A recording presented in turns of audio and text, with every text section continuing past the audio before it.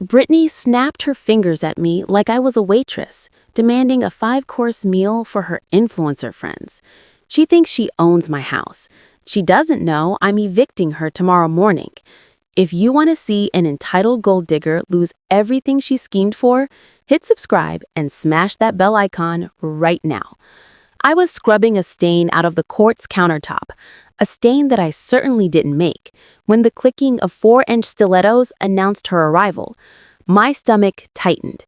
It was the same visceral reaction I used to get when I saw a tornado warning flash on the TV screen.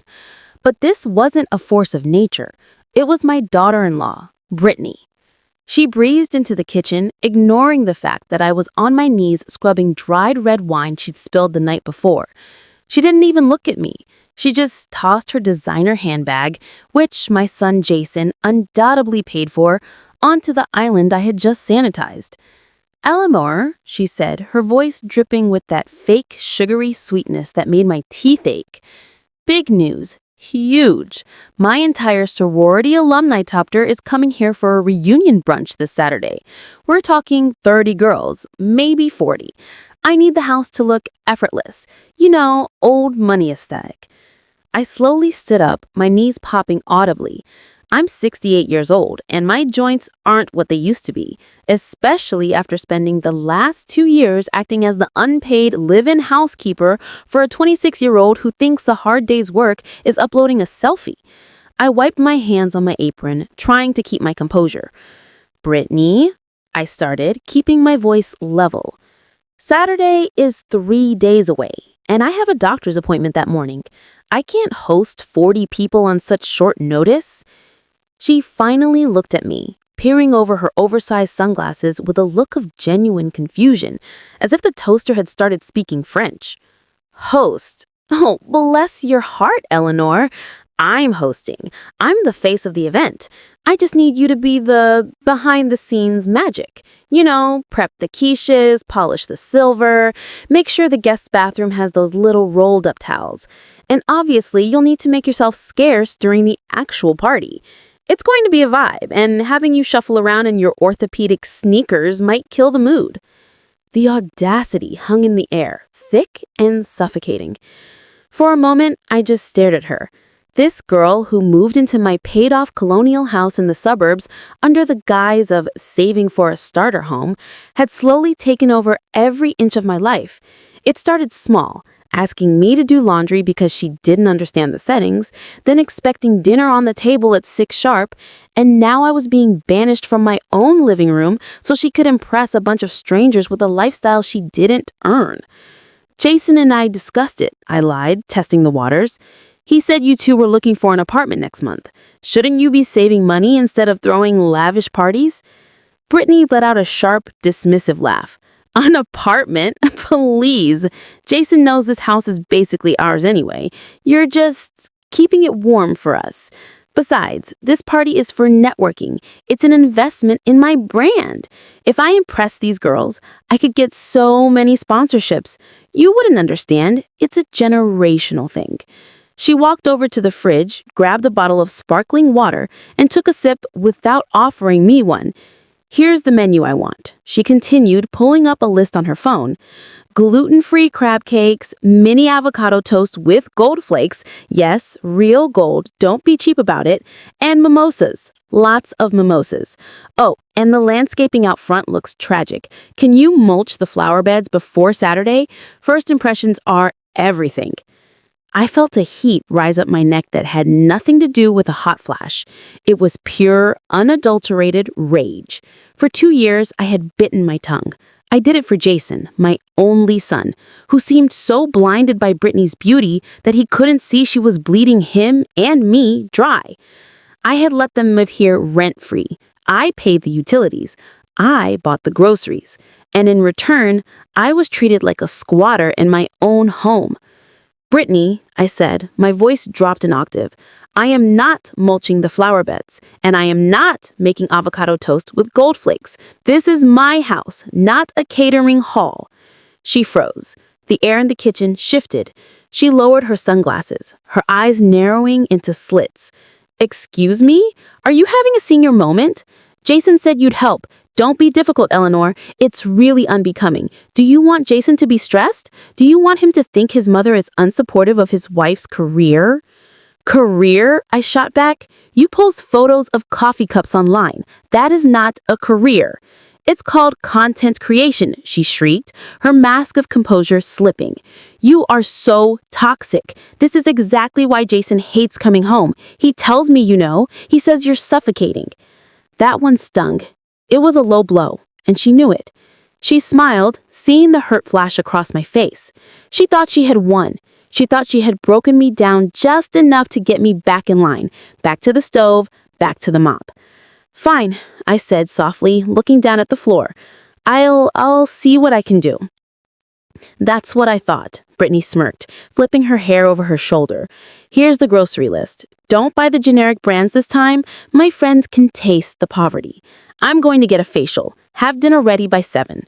She turned on her heel and strutted out, the click-clack of her shoes fading down the hallway. I heard the front door slam, and then the roar of my son's car, which she had borrowed, pulling out of the driveway. I stood there in the silence of my beautiful, large kitchen. She thought I had surrendered. She thought I was just a doddering old woman she could bully into submission, but she was wrong. When she mentioned Jason, she didn't break my spirit. She clarified my vision. I walked over to the counter where she had left the grocery list. I picked it up, crumbled it into a tight ball, and tossed it into the trash can. Then I reached for my phone. I wasn't calling the grocery store. I was calling my lawyer. Brittany wanted a party. Oh, I was going to give her a party. I was going to give her a surprise she would never forget. The nice Eleanor had just left the building, and the landlord about to clock in. When Jason finally walked through the door that evening, I was waiting in the living room, knitting a scarf I had no intention of finishing. I expected him to look tired, maybe even a little apologetic for taking my car without asking. Instead, he walked in with a pizza box in one hand and his eyes glued to his phone in the other. He didn't even notice me until I cleared my throat loudly. "Oh, hey, Mom," he mumbled, not looking up. "Brittany said you were being weird today. Is everything okay? You know she gets super stressed when her vibe is thrown off." "Weird?" I repeated, putting my knitting needles down. "Jason, your wife demanded I cater a party for 40 people in 3 days. She threw a grocery list at me and told me to make myself scarce in my own home. I wouldn't call my reaction weird. I call it restrained." Jason sighed, finally dropping the pizza box on the coffee table, without a coaster, of course. He ran a hand through his hair, a gesture he'd used since he was a teenager, trying to talk his way out of a grounding. "Look, Mom, you don't get it. Brittany is building a brand. It's high pressure. She just needs things to be perfect. Can't you just chill? Just do this one thing for her, for us. It would mean a lot if you were more supportive." Supportive? I stood up, my voice trembling slightly. "I pay the mortgage, Jason. I pay the electric bill that keeps her ring light on. I buy the gluten-free, organic food she demands. How much more support do you need? My blood?" "You're being dramatic," he snapped, his tone shifting from dismissive to annoyed. "This is exactly what she meant. You're acting like, I don't know, like a bitter landlord. We're family. And honestly, Brittany thinks you're starting to lose it a little. Maybe we need to schedule a checkup for your memory." There it was, the gaslighting. It was subtle, but it was there. They were setting the stage to make me look incompetent. I felt a cold chill run down my spine. I didn't argue. I didn't scream. I just nodded slowly. "Maybe you're right, Jason," I said quietly, watching his shoulders relax as he thought he'd won. "Maybe I am just tired. I'll handle the party prep. Don't worry about a thing." "Thanks, Mom," he said, grabbing a slice of pepperoni pizza. "You're the best. Oh, and can you iron my blue suit? Brittany wants us to coordinate outfits for the brunch. I watched him walk upstairs to their bedroom, my master bedroom, actually, which I had given them temporarily when they moved in. That night, I didn't sleep. Instead, I crept down the hallway when I heard their TV turn off. I needed to know exactly what I was dealing with. I knew Brittany kept a journal, not a diary. She called it her manifestation log, in the drawer of the hallway console table. I opened it carefully.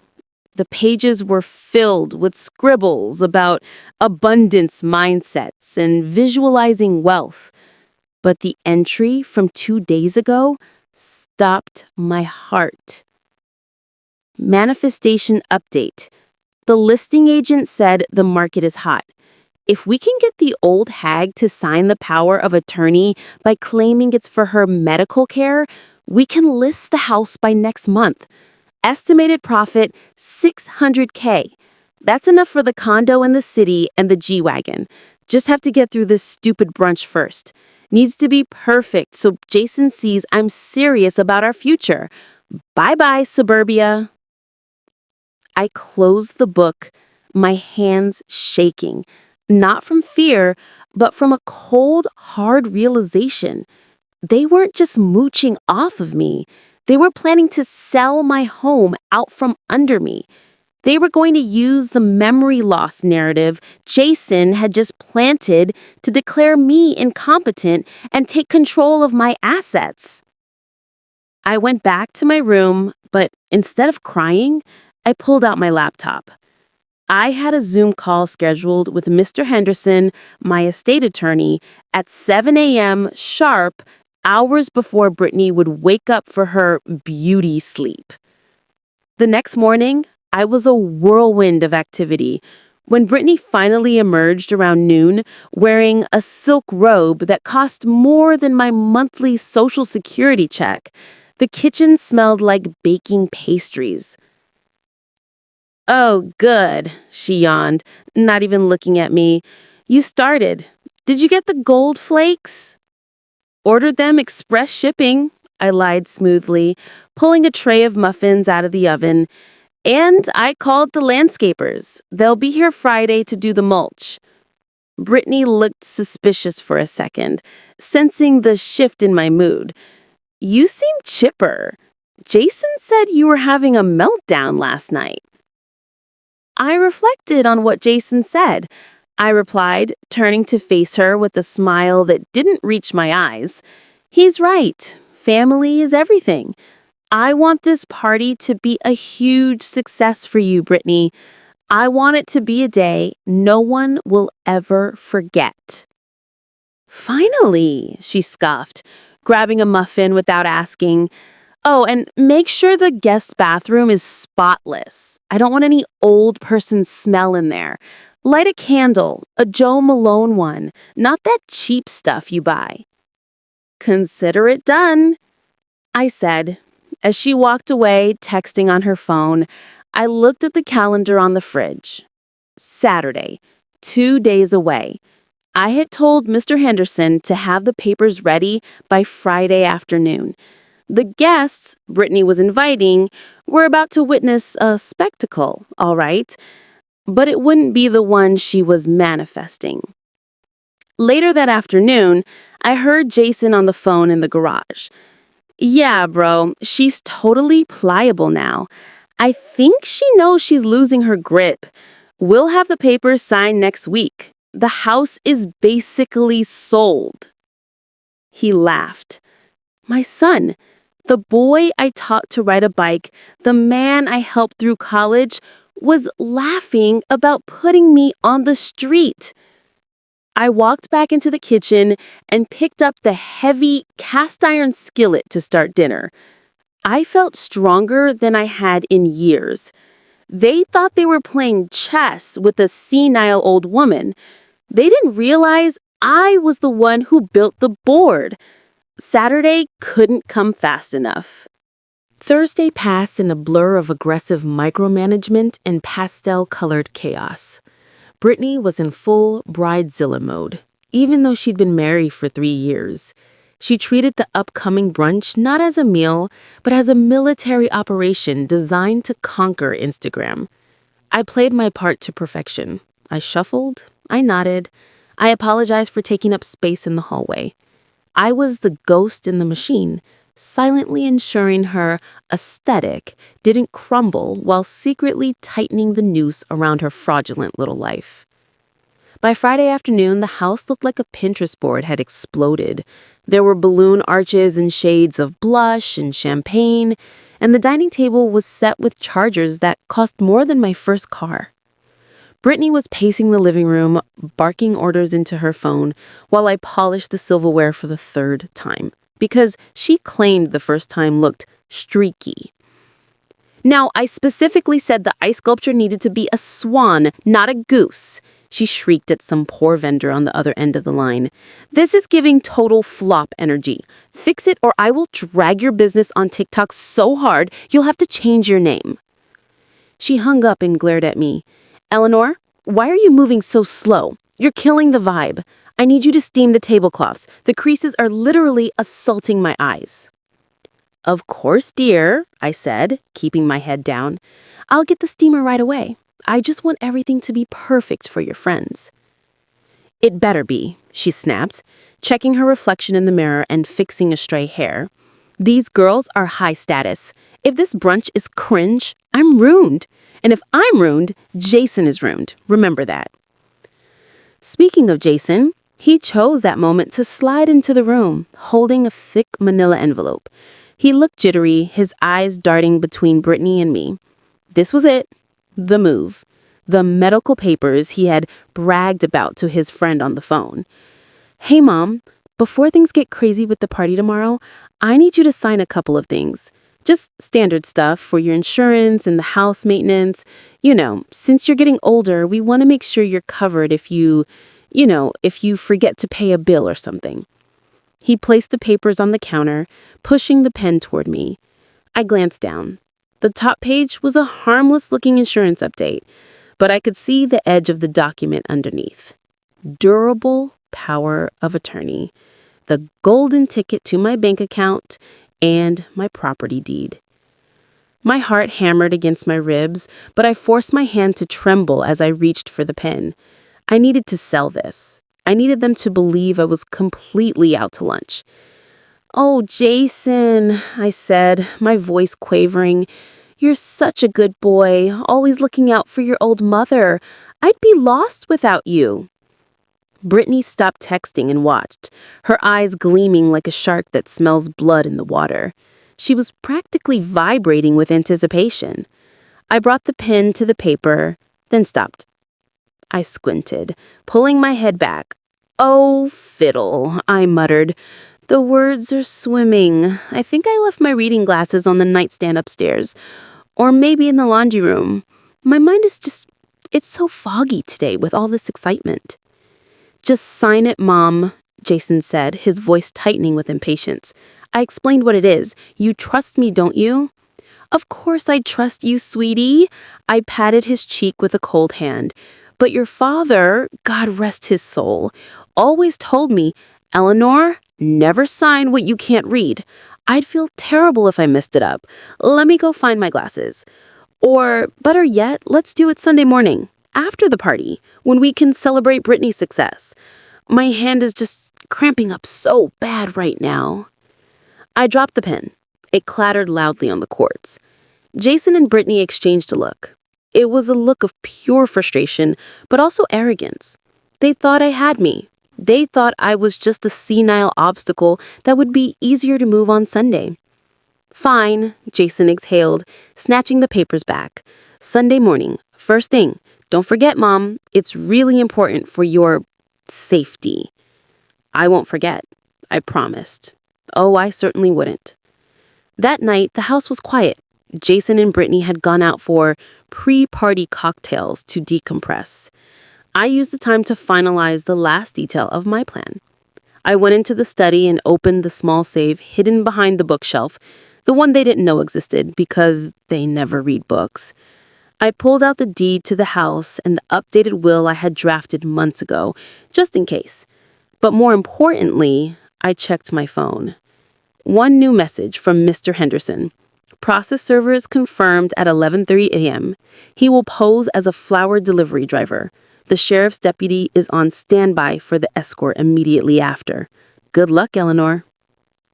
I deleted the message and went to bed, but sleep was impossible.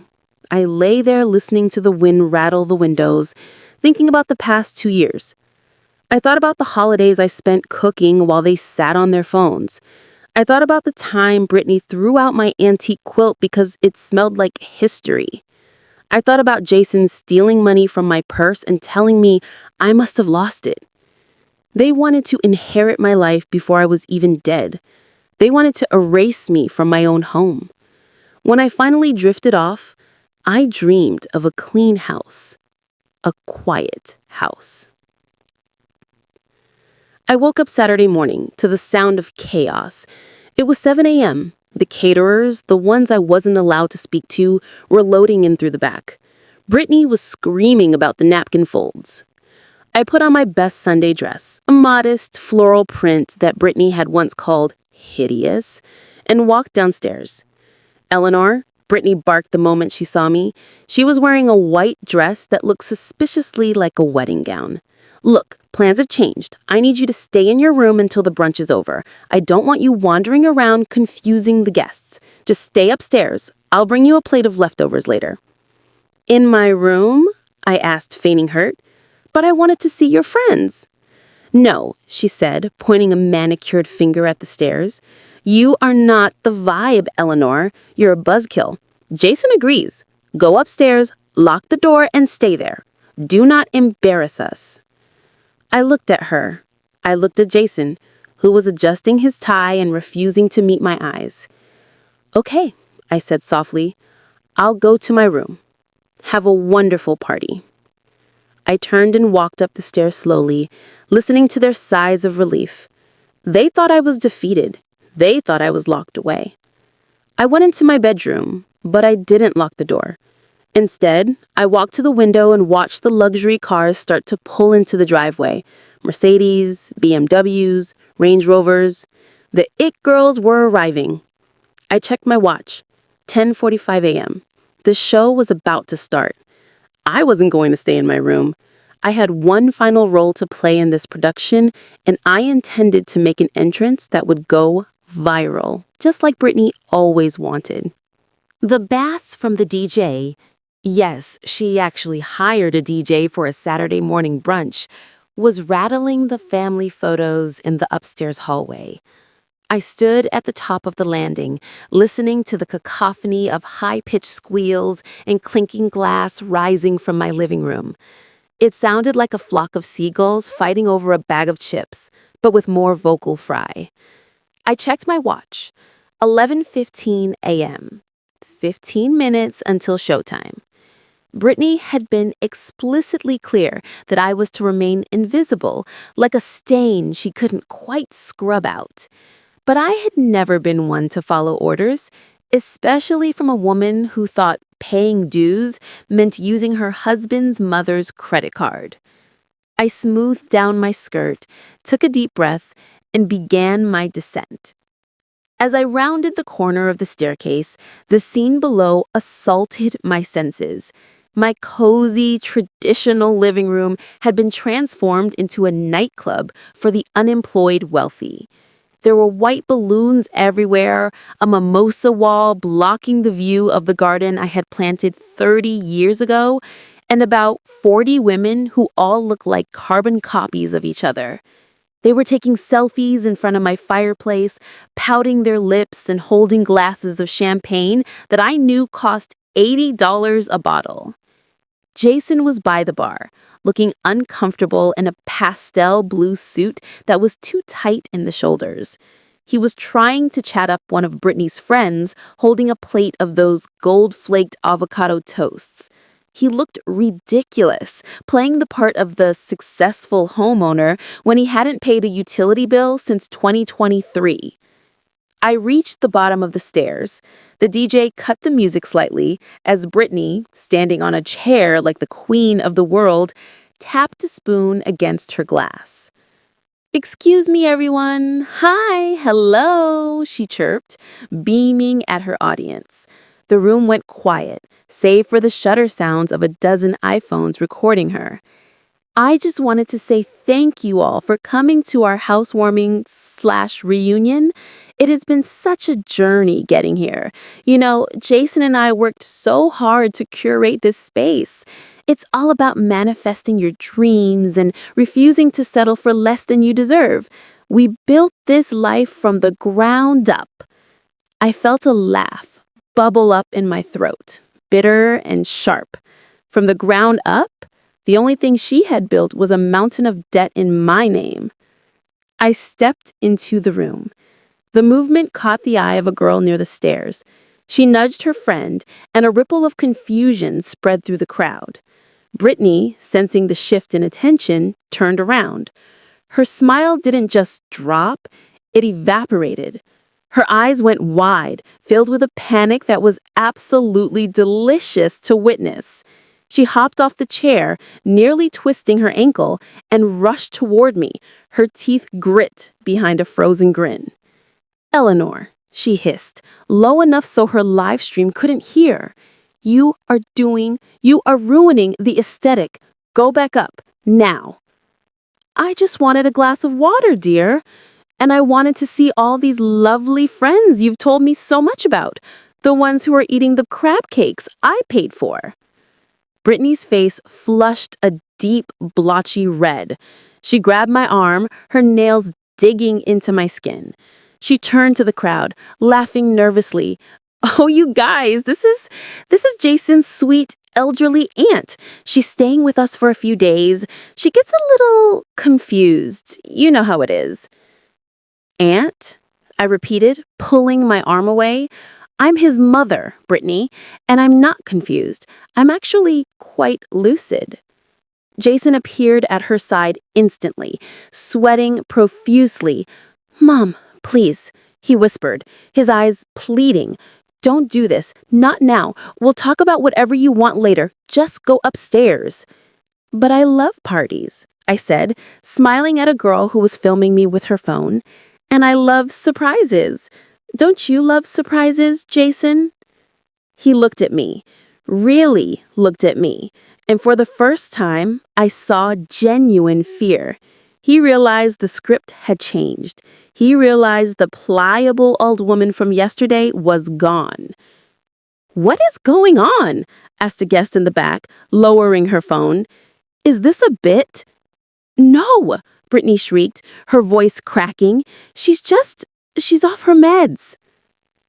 "Jason, take her upstairs." Jason reached for me, but just then the doorbell rang. It was a loud, demanding sound that cut through the tension like a knife. I checked my watch. 11:30 a.m. Right on schedule. "I'll get it," I announced cheerfully, stepping around my stunned son. "No, sit down," Brittany yelled, but the damage was done.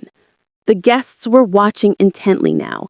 The drama was far more interesting than the mimosas. I opened the huge oak front door. Standing there was a man in a blue windbreaker holding a massive bouquet of red roses. He looked like a generic delivery guy, exactly as Mr. Henderson had promised. "Delivery for Brittany and Jason Miller?" the man asked, his voice booming into the foyer. Brittany's face lit up. She practically shoved Jason aside to get to the door. "Oh my God, flowers!" "See?" She turned to her guests, desperation leaking from her pores. "I told you guys my sponsors were sending gifts. Who are they from? Chanel? Revolve?" She grabbed the bouquet, beaming for the cameras. "This is so sweet." "Actually," the man said, reaching into the pocket of his windbreaker. He pulled out a thick stack of papers stapled together, with a blue cover sheet. "These are from the owner of the property, Eleanor Miller." The room went dead silent. The DJ stopped the music completely. "What?" Brittany asked, the flowers drooping in her arms. "You are hereby served," the man said, handing the stack to Jason, who took them automatically, his mouth hanging open. This is a formal notice of eviction and a civil lawsuit for elder financial abuse, fraud, and theft. You have 24 hours to vacate the premises before the sheriff returns to escort you out." Brittany dropped the roses. The vase shattered on the marble floor, water and petals exploding everywhere. But nobody looked at the mess. Every single pair of eyes were glued to Jason, who was reading the bold text on the front page, his face draining of all color until he looked like a corpse in a pastel suit. "Eviction?" a girl in the back whispered, loud enough for everyone to hear. "Wait, I thought they owned the house." "They don't own a brick," I said, turning to face the room. I stood tall, my back straight, the arthritis in my knees suddenly forgotten. "Get out," I said, calmly to the crowd of stunned influencers, "unless you want to be named as accomplices in the police report for trespassing." The stampede that followed was faster than a Black Friday sale, but I wasn't watching them. I was watching my son and his wife, sitting in the ruin of their ego, realizing that the landlord had finally come to collect. The silence that descended upon my house was heavier than the humid air before a thunderstorm. Only moments ago, the room had been vibrating with the bass of bad house music and the shrill laughter of influencers. Now, the only sounds were the popping of a stray balloon and Brittany's jagged, hyperventilating breaths as she sat amidst the puddle of vase water and rose petals. The front door was still open, framing the empty driveway where luxury SUVs had peeled out in a desperate bid to avoid association with a scandal. My neighbors, the Johnsons, were peering through their curtains across the street.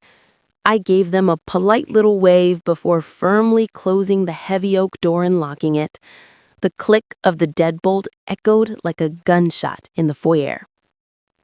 I turned back to the wreckage of my living room. Jason was still standing there, frozen, clutching the lawsuit like it was a holy relic he didn't know how to hold. His face was a mask of shock, but I could see the gears turning behind his eyes. He was a survivor, my son, or rather, he was a cockroach. He was already trying to figure out how to scurry under the fridge and wait for the lights to go out. "Mom?" he started, his voice cracking. He cleared his throat and tried to adopt that soothing, patronizing tone he'd perfected over the last year. "Mom, look at me. You're having an episode. I don't know who put you up to this. Maybe that senile lawyer friend of Dad's, but this is serious legal stuff. You can't just print fake papers and scare people. You could get in trouble for filing false reports."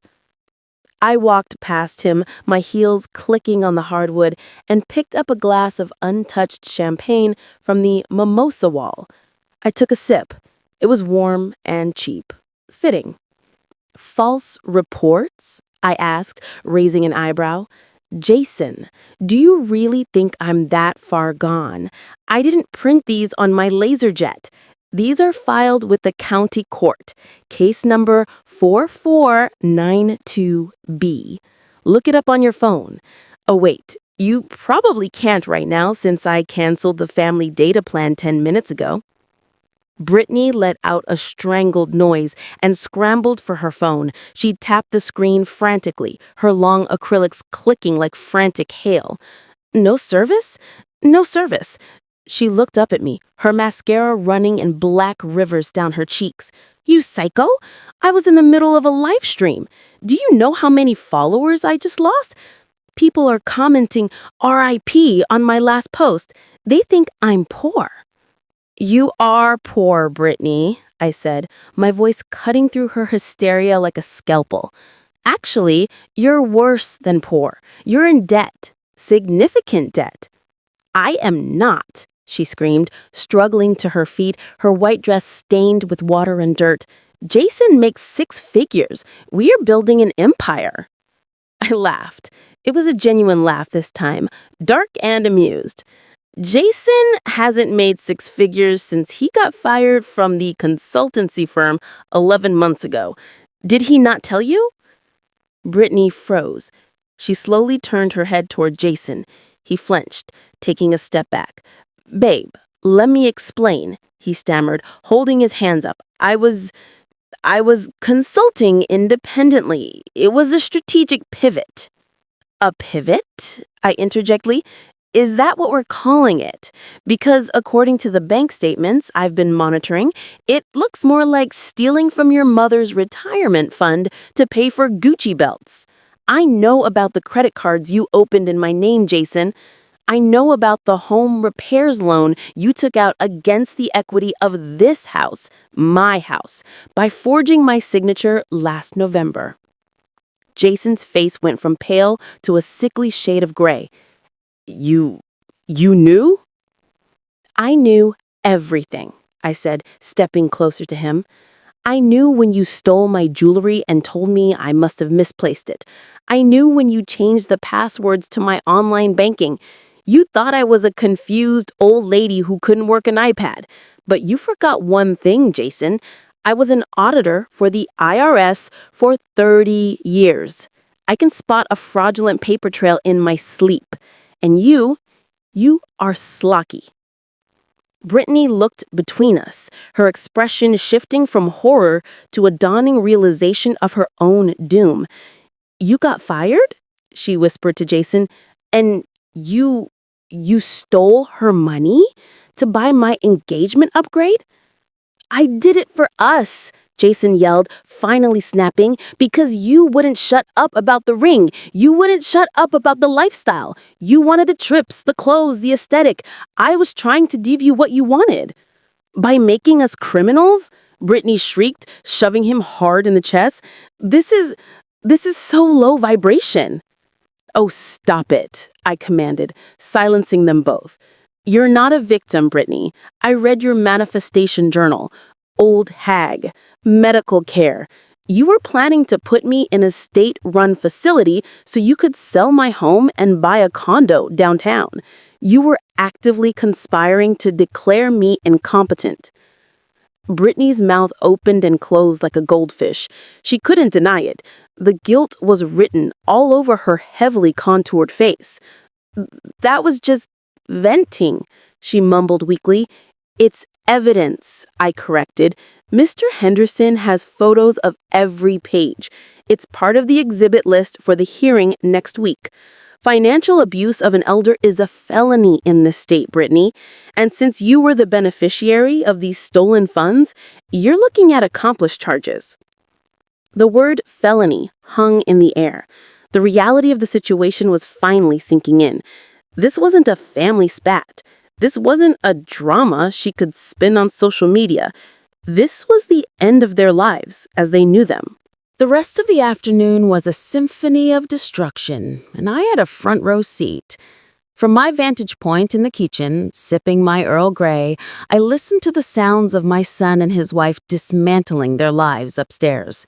It sounded less like packing and more like a wrestling match between a rhinoceros and a pile of Samsonite luggage. Thuds, crashes, and the distinct sound of hangers being ripped from closets echoed through the ceiling. Every few minutes, the screaming would start again. "You said you had money in crypto!" Brittany shrieked, her voice vibrating through the floorboards. "You said we were liquid!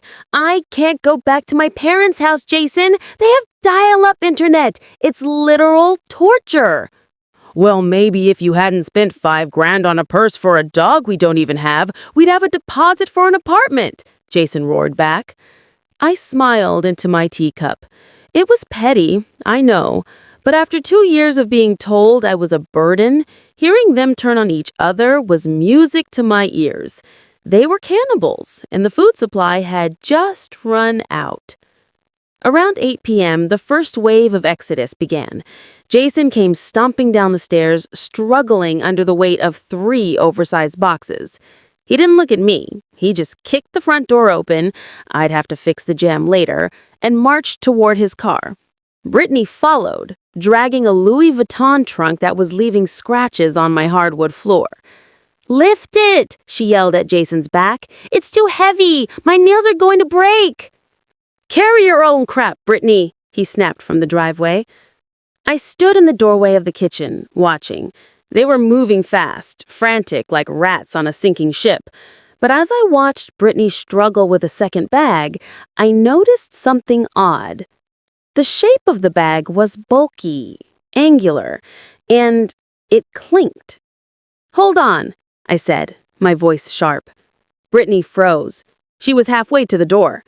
"What now? We're leaving. Isn't that what you wanted, you witch?" "Put the bag down, Brittany." "It's my clothes," she spat, clutching the black garbage bag to her chest. "God, you're so obsessed with me. It's giving stalker." "It sounded like metal," I said, walking toward her. "And unless you've started wearing chainmail to protect yourself from your creditors, that bag shouldn't clink. Open it." "No!" she screamed, backing away. "Jason, she's harassing me!" Jason appeared in the doorway, sweating and red-faced. "Mom, seriously, just let her go. We're leaving. Stop being a control freak." "Open the bag, Jason, or I call the sheriff right now. He's parked 2 streets over, finishing his donut. He can be here in 30 seconds to do a search of your vehicle." Jason looked at me. He saw the phone in my hand. He knew I wasn't bluffing. He let out a defeated groan and snatched the bag from Brittany. "Jason, no!" she screamed, trying to grab it back. He ripped the plastic open. Inside, nestled among her sequined crop tops, were my silver candlesticks, the ones my grandmother brought over from Ireland. And wrapped in a silk scarf was the small bronze statue from the mantelpiece. "Are you serious, Brittany?" Jason asked, looking at his wife with pure disgust. "You're stealing the silverware? We're getting sued for fraud, and you want to add petty theft to the list?" "We need money," she cried, stomping her foot like a toddler. "Pawn shops pay cash. You're useless, Jason. You have no plan. I'm trying to survive." "Leave it," I said, pointing to the floor. "All of it. And Jason, pop the trunk. I want to see what else you accidentally hacked."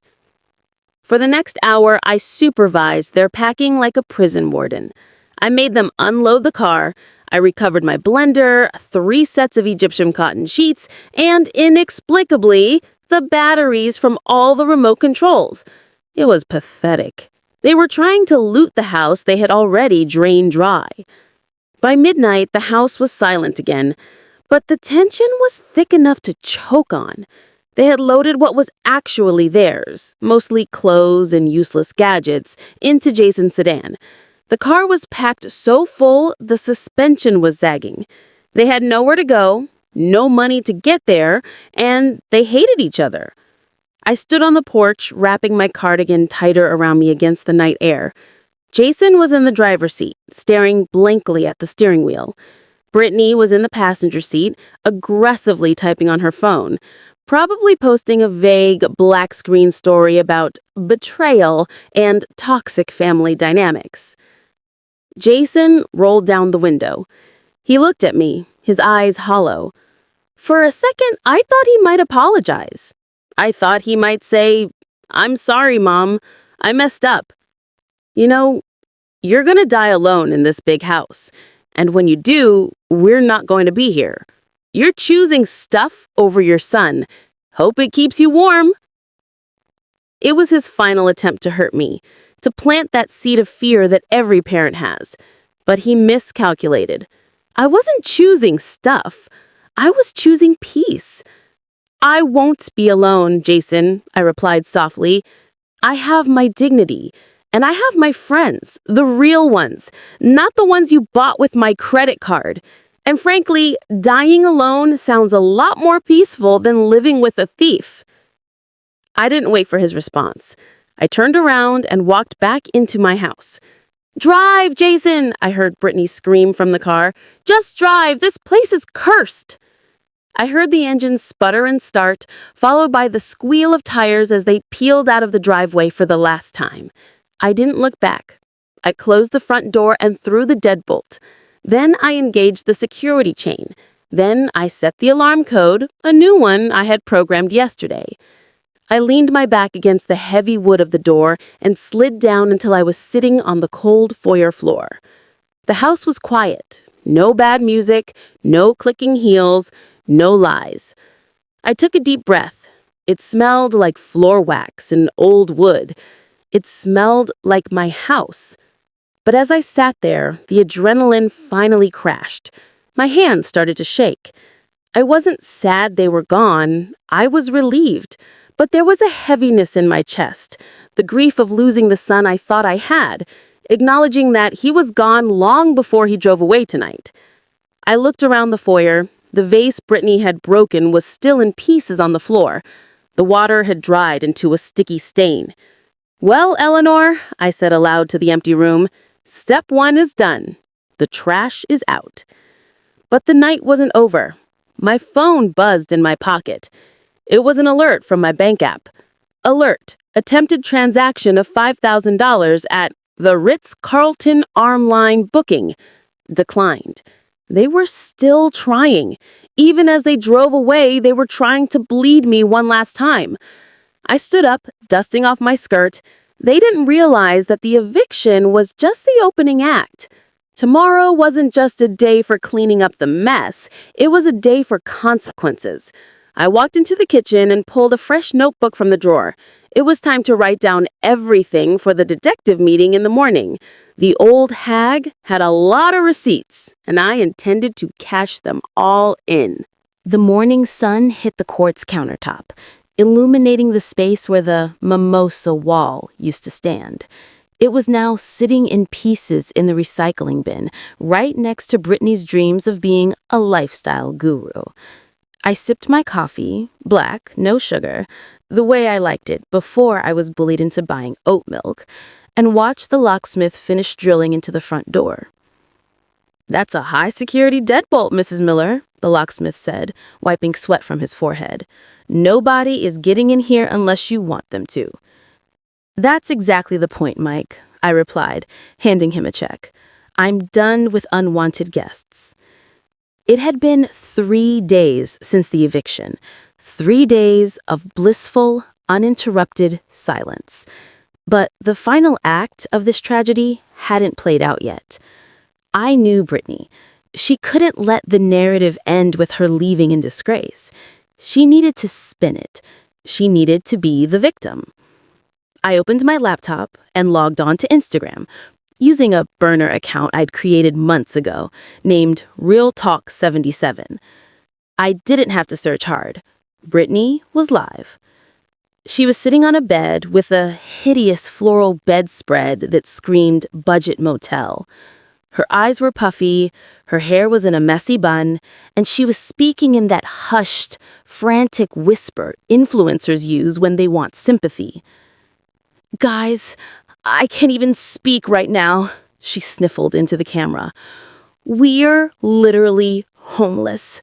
Jason's mom, she had a mental break. She kicked us out on the street because she was jealous of my success. She locked us out and stole our stuff. We have nothing. Please, if you can donate to the GoFundMe in my bio, it would mean the world. We just need to get back on our feet and fight this injustice." The comments were flooding in. "Oh my God, poor you. Toxic mills are the worst. Donated $5. Stay strong, queen."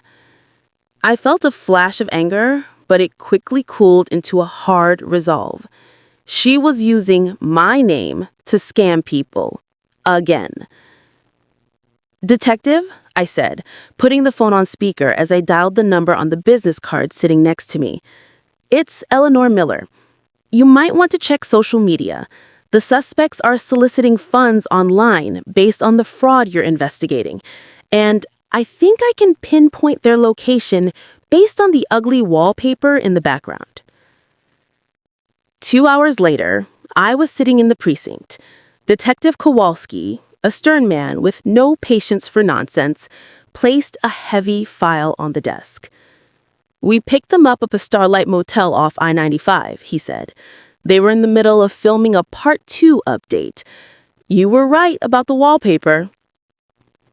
"Did they resist?" I asked, smoothing my skirt. "The husband, Jason, cried. He tried to blame everything on the wife, said she made him do it," Kowalski said with a dry chuckle. "The wife? She tried to live stream the arrest. She screamed that we were violating her human rights and that she was going to sue the police department. We had to confiscate her phone for evidence. And the charges: fraud, identity theft, elder financial abuse, and thanks to the unauthorized fundraising this morning, we're tacking on wire fraud. He listed them off like he was reading a grocery list. It's a slam dunk, Mrs. Miller. They aren't getting bail anytime soon. I nodded, feeling a weight lift off my shoulders that I hadn't realized I was carrying. It wasn't happiness, exactly. No mother is happy to see her son in handcuffs. But it was justice. It was the necessary end to a toxic chapter. "Can I see them?" I asked. "I wouldn't recommend it." "I don't want to talk to them. I just want to see." He led me to the holding area. Through the one-way glass, I saw them. Jason was sitting on a metal bench, his head in his hands, looking utterly defeated. The pastel suit was wrinkled and stained. Brittany was pacing the small cell, yelling at the wall, gesturing wildly as if she still had an audience. But there were no cameras, no filters, no ring lights, just cold, gray concrete. She looked small. Without the props and the stolen money, she was just a grifter who had run out of road. And Jason, he was just a boy who refused to grow up, and now he was going to grow old in the system. I turned away from the glass. I've seen enough. The next few months were a time of rebuilding. I hired a forensic accountant to claw back what we could, though most of the money was gone, spent on designer bags and trips that looked good on Instagram but paid zero dividends in real life. But I still had the house. I still had my pension. And for the first time in years, I had my life back. I redecorated the guest room, stripping away the influencer chic beige and painting it a warm, vibrant yellow. I planted new roses in the garden to replace the ones Brittany had trampled for her photo shoots. One afternoon, a letter arrived from the county jail. The return address was in Jason's handwriting. I stood by the mailbox, feeling the rough paper under my thumb. I didn't open it. I walked into the kitchen, turned on the stove, and held the corner of the envelope to the flame. I watched it curl into ash and drop into the sink. I washed the ash away with a spray of water. I wasn't angry anymore. I was just done. I walked out to the back patio with a glass of lemonade, real lemonade, with sugar, not stevia. The sun was setting, casting long shadows across the lawn. My neighbor, Mrs. Johnson, waved from over the fence. "House is looking quiet these days, Eleanor," she called out. "It's peaceful, Susan," I called back, smiling, "just the way I like it." I sat down in my rocking chair and took a sip of the cold drink. Brittany wanted a viral moment. She got one. The mug shot of her sobbing with running mascara is currently a meme on Twitter. She finally got the fame she was desperate for. As for me, I had something better than fame. I had my home, I had my dignity, and the sweet, undeniable satisfaction of knowing that the landlord always wins in the end. I closed my eyes and listened to the wind in the trees. No bad techno music, no demands. Just the sound of a life reclaimed. And it was perfect.